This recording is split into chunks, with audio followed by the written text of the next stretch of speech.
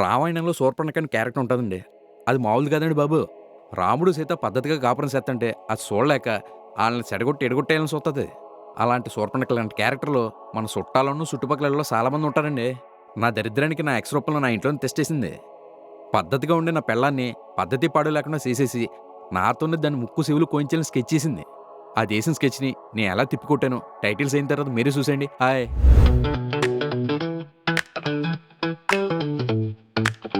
Excellent ఇల్లు చెట్టబోలేనంత కళ్ళు ఎక్సులున్న ఇల్లు మాలవైంది ఇల్లు ఎక్సలెంట్ ఇల్లు మీ కామెడీ పిల్లు ఎక్సలెంట్ ఇల్లు ఈ చెట్ట డ్రామాలు ఫుల్లు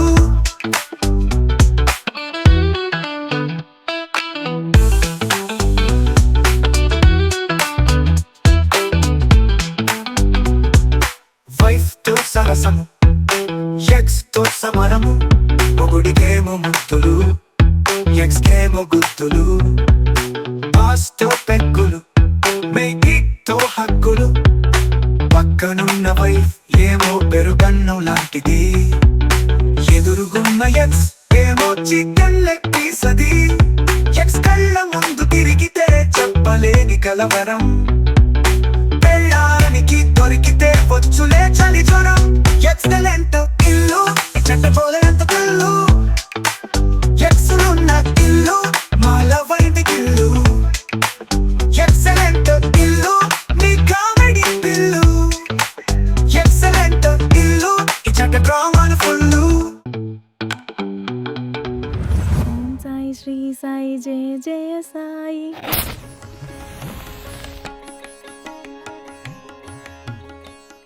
ఓం సాయి శ్రీ సాయి జయ జయ సాయి. ఓం సాయి శ్రీ సాయి జయ జయ సాయి. ఒక పక్క నాలాంటి ఫెమినిస్టులు రాకెట్ స్పీడ్లో దూసుకెళ్తుంటే ఇలాంటి వాళ్ళు ఎడ్ల బండి స్పీడ్కి తీసుకొస్తున్నారు. నిన్ను కాదు, నిన్ను ఇలా తయారు చేసిన మీ బావని అనాలి.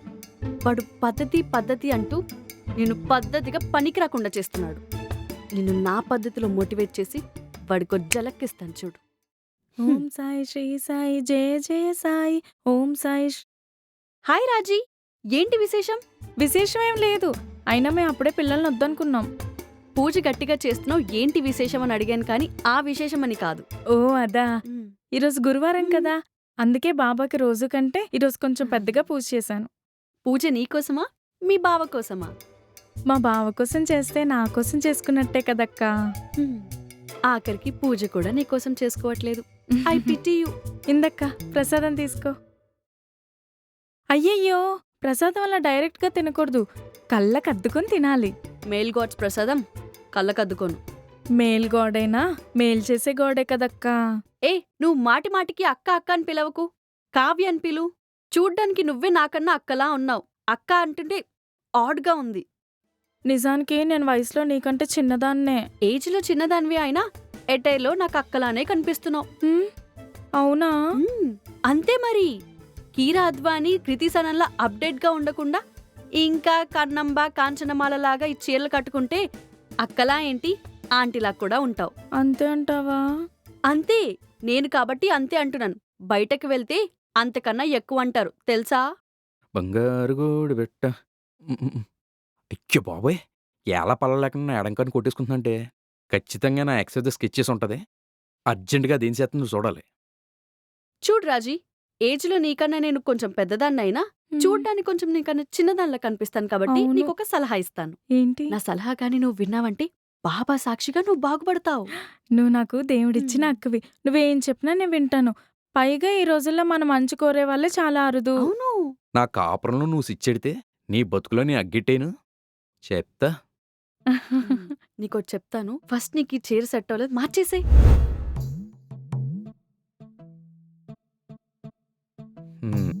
వారిని ఎక్కడున్నావా? ఎక్కడో స్విచ్ ఎత్తే ఇక్కడ బల్బు వెలిగినట్టు ఇక్కడ ఈయనకి వెలిగితే అక్కడ దానికి మంట ఎత్తిపోవాలి. టెర్రస్ మీద ఒకడే కూర్చుని ఏం చేస్తున్నావు బస్సు? యాపిల్ తిందాం అనుకుంటున్నానండి. అయ్యి బాబోయ్, ఏంటి తొక్కతో యాపిల్స్గా తినేస్తావా? హలో, మిస్టర్ హైజిన్ ఇక్కడ. యాపిల్ నీట్గా కడిగి శుభ్రంగా తుడిచి మరీ తింటున్నాను. మొన్న ఒక వీడియో చూసా, వీడియోలో యాప్లెస్కాయకి యాక్సరస్ అమ్మేస్తున్నారంట. ఆ యాక్స్ కడుపులోకి వెళ్తే ఏమవుతుందో తెలుసా? క్యాన్సర్ వచ్చేస్తుందంట. ఓ మై గాడ్, నేను అసలు ఈ విషయమే మర్చిపోయాను. హ్మ్. ఏంటి తొక్క తీస్తంటావా? తొక్క తీస్తుంటే ఏముంటుంది నా తొక్క? పోషకాలన్నీ ఉండే ఆ తొక్కలోనే. తొక్కతో వద్దంటారు, తొక్క లేకుండా తినొద్దంటారు. మరి తొక్కలో డిస్కషన్ ఎందుకు అంటారు? యాప్లిస్కాయని 7 నెలల్లో వేసి దానికి కొంత సాల్ట్ వేసి ఓ పావు గంట ఆగి కడిగి తింటే తొక్కతో తినేయచ్చు. బయటికి కనిపించరు గానీ మీలో చాలా మ్యాటర్ ఉందండి. మరి ఏమనుకుంటున్నావు? ప్రతిదానికి ఒక పద్ధతి ఉంటుంది బస్సు.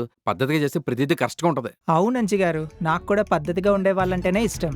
ఏదో యాప్లిస్కే విషయంలో ఇంత పద్ధతిగా ఉంటే యాప్లిస్కే ఇలాంటి పెళ్ళ ఉన్నప్పుడు ఇంకెంత పద్ధతిగా ఉండాలి చెప్పు?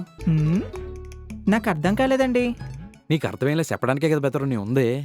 చూడు రాజీ, నీకున్న అందానికి ఫేస్ కట్కి నీ బాడీని ఈజిప్ట్ మమ్మీని చుట్టినట్టు చీరతో చుట్టేసుకోకుండా ట్రెండీగా స్లీవ్లెస్ బ్లౌజులు, ఫ్రాకులు, స్కర్ట్లతో ఎంటర్టైన్ చేయాలి. నువ్వు చెప్పిందంతా బానే ఉంది కానీ వివాహిత అందం తన భర్తకు మాత్రమే సొంతం. అందుకు విరుద్ధంగా ప్రవర్తిస్తే మా బావ కోపం వస్తుంది. Non sense. My ism is feminism అనే పేజ్లో ఒక ఆర్టికల్లో బ్యూటీ ఈజ్ ఉమెన్స్ రైట్, దాని మీద పెత్తనం చలాయించే హక్కు ఎవ్వరికీ లేదు, అది మొగుడికైనా ఏ మగాడికైనా అని రాశారు. ఎవరు రాశారో కానీ చాలా బాగా రాశారు కదక్కా. రాసింది నేనే అని తెలిస్తే ఏమైపోద్దో పిచ్చిది. ఏదో అంటున్నావు. ఇన్స్టాగ్రామ్లో మీ ఆవిడెట్టిన రీల్స్ ఎప్పుడైనా చూసావా? 100 సార్లు చూసిన రీల్స్ కూడా ఉన్నాయి. మీకు ఏ రీల్ కావాలో చెప్పండి. 100 సార్లు రీల్స్ చూడడం కాదు, దాని కిందటిన 100 కామెంట్లు కూడా చూడాలి. చూడు. కావ్య గారు మీరు సూపర్. మ్మ్. కావ్య గారు మీరు చాలా బాగున్నారు. మ్మ్. All the best. ఆహా. Keep it up. అన్నీ బానే ఉన్నాయి కదండి. ఇంకొంచెం కిందకెళ్ళి చూడు బెదరు. నువ్వు బెదరకపోతే నా మీదొట్టు. మ్మ్. నా కల్లోకి వస్తున్నావు, నా మ్మ్. కౌగిల్లోకి ఎప్పుడు వస్తావు? మ్మ్. చెత్త వెదవా. నీకు పెళ్లి నీకు కాకపోతే పెళ్లి కాకపోతే నన్ను పెళ్లి చేసుకో, నీకు పెళ్లి అయితే నన్ను ఉంచుకో. అవ్వా. దానికి ఎందుకు ఇంకోటి ఉంది చూడు. కేక్ లాగా ఉన్నావు, నీతో కేక పెట్టిస్తా. అంజి గారు ప్లీజ్ ఆపేయండి. నేను చదవలేకపోతున్నాను, మీరు చెప్తుంటే అస్సలు వెళ్ళలేకపోతున్నాను. అసలు ఎలా పెడతారండి నీచులు ఈ కామెంట్స్? ఎంతకన్నా సెత్తగా పెడతారండి. అసలే మీ ఆవిడ కాశ్మీర్ యాపిల్ లాగా ఎర్రగా బుర్రగా ఉంటది. జబ్బలు కనిపించేలాగే జాకెట్లు, పిక్కలు కనిపించేలాగే స్కట్లు వేసుకుని రీల్స్ వేస్తుంటే ప్రతివాడికి కసక్కని కొరుకు తినేయాలనిపిస్తుంది. అదే సీర కట్టుకుని మా ఆవిడలాగే సింగరించుకుని రీల్స్ వేస్తుంటే ఎవరికైనా కామెంట్స్ చేయాలనిపిస్తుందా? చెయ్యరు. పైగా కాంప్లిమెంట్స్ కూడా ఇస్తారు. లైన్లోకి వచ్చు. నాకు రాజీగారిలా పద్ధతిగా చీర కట్టుకోని మా ఆవిడికి చెప్పాలనిపిస్తుందండి. కానీ చెప్తే ఎక్కడ పెంట చేస్తుందో అని నన్ను నేనే కంట్రోల్ చేసుకుంటూ ఉంటా. ఏంటి బెదరు కంట్రోల్లో ఉంచాల్సిన నువ్వే కంట్రోల్గా ఉంటానంటే ఎలాగా? నేను చూడు మా ఆవిడని ఎంత కంట్రోల్లో ఉంచాను. కంట్రోల్లో ఉంటేనే కాపురాలు కామ్గా సాగిపోతాయి, లేకపోతే కాంట్రవర్సీలు అయిపోతాయి. కరెక్టేనండి. ఆ, నేను చెప్పొచ్చేది ఏంటంటే, మ్మ్. ఈ కాలంలో మనవళ్ళు మనవరాలున్న అమ్మమ్మలే ఫ్రాకులు వేసుకుని రాక్ చేస్తుంటే మ్మ్. నువ్వు ఇంకా పాతకాలం దానిలా చీరలు కట్టుకుంటే ఎలా రాజీ? ఎంత నీ పేరు రాజీ అయితే మాత్రం ప్రతి దాంట్లో రాజీ పడొచ్చు కానీ ఫ్రీడంలో మాత్రం రాజీ పడకూడదు. నాకు నిజంగా అక్కే ఉండుంటే నీలాగే చెప్పేదేమో. నిజంగా నేనేగా నీ సొంత అక్కనయ్యుంటే ఈ పాటికి నిన్ను మోడర్న్గా రెడీ చేసి మోడల్ని చేసి ఉండేదాన్ని. ఇప్పటిదాకా నేను ఎవరికి చెప్పలేదు కానీ నాకు మోడలింగ్ అంటే చాలా ఇష్టం అక్క. సూపర్. ఇంకేం, నా డ్రెస్సులు నీకు ఇస్తాను. అవి వేసుకొని మీ బావ ముందుకు వెళ్తే నువ్వు ఏం చెప్తే అది అంటూ కుక్క పిల్లల నీ చుట్టూనే తిరుగుతాడు. నువ్వు ఇదంతా చెప్తుంటేనే నా నరాల్లో ఉత్సాహం ఉప్పొంగిపోతుంది. మ్మ్. మ్మ్. పెళ్ళాన్ని కంట్రోల్ చేయడం ఒక ఆర్ట్. ఆ ఆర్ట్లో నేను ఒక పెద్ద ఆర్టిస్ట్. నాకు మీలా ఆర్టిస్ట్ అవ్వాలనుందండి. తదాస్తు. నీ ఇచ్చిన మోటివేషన్తో నువ్వు ఫుల్గా రెచ్చిపో. ఓసే కావ్య, వానపాము లాంటి నీ మొగుణ్ణి నాగుపాములా మార్చి నీ మీదకి అనకొండలా వదులుతున్నా, చూసుకో. ఒరే అంజిగా, మీ ఆవిడ్లో ఉన్న ఫెమినిస్ట్ని నిద్రలేపి ఫ్యాక్షనిస్ట్లా తయారు చేసి టెర్రరిస్ట్లా నీ మీద కొదులుతున్నాను. కాసుకో. గాల్లో తేలినట్టుందే, గుండె పేలినట్టుందే. రాజీ, ఈ డ్రెస్లో భలే ముద్దొస్తున్నావే. ఏంటి ఎంత అందంగా ఉన్నావు? ఈ ఫ్రాక్లో పారన పిగర్లా ఉన్నాయి సత్య. బావా, నేను సత్యాన్ని కాదు రాజీని. క్షణక్షణంలో శ్రీదేవి పేరు సత్య. నువ్వు శ్రీదేవిలా ఉన్నావే, అందుకే అలా పిలిచా. చాలే ఊరుకో బావా, నువ్వు మరీను. నీ అందాన్ని ఎంత పోయినా తప్పులేదే. నీకు మాట చెప్పనా? రోజు నువ్వేలా మోడర్న్ డ్రెస్లో కనిపిస్తా ఉంటే కుక్క పిల్ల నేను ముందు తిరగను. ఊరుకో బావా, నాకు సిగ్గేస్తుంది. రాజీ, రాజీ. ఇది కలా. బాబాయ్, బావ వచ్చేస్తున్నాడు.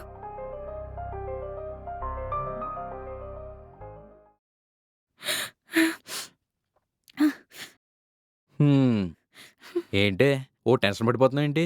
నేనా? టెన్షనా? ఎందుకు? లేకపోతే చేతులందుకు తెగ నిలిపేసుకుంటున్నావు. అదేం లేదు బావా. హ్మ్. అయినా నువ్వు ఇలా ఎప్పుడులా కాకుండా జీన్స్ టీషర్ట్లు వేసుకోవచ్చు కదా బావా, హీరోలా ఉంటావు. ఓ సంతేనా వేసుకుంటాలేవే. మరి నువ్వు అలా వేసుకున్నప్పుడు నేను నీ పక్కన చీరలు నైటీలు వేసుకుంటే ఏం బాగుంటుంది బావా? అంటే స్లీవ్ లెస్లు సింగిల్ పీస్లు వేసుకు తిరుగుదామనా? ఆహా, అంటే మరీ అలా కాదు. కానీ నువ్వు హీరోలో ఉన్నప్పుడు నేను నీ పక్కన హీరోయిన్లా ఉండొద్దా?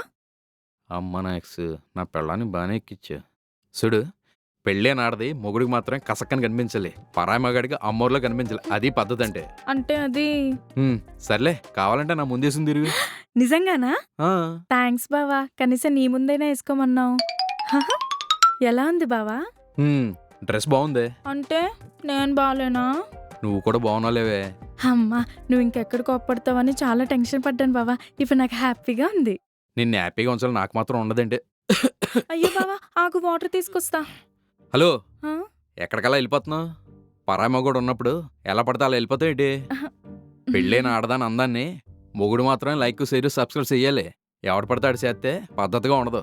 ఆ నైటీ వేసుకెళ్ళి మ్మ్. ఇప్పుడు వెళ్ళొచ్చా బావా? అగు, సగటు భారతీయ మహిళ నైటీ మీద ఎలాగ వెళ్ళిపోద్దా? ఏ సున్నీయో తోవాలో వేసుకెళ్ళు. ఇదిగా ఏంటో మా బావ.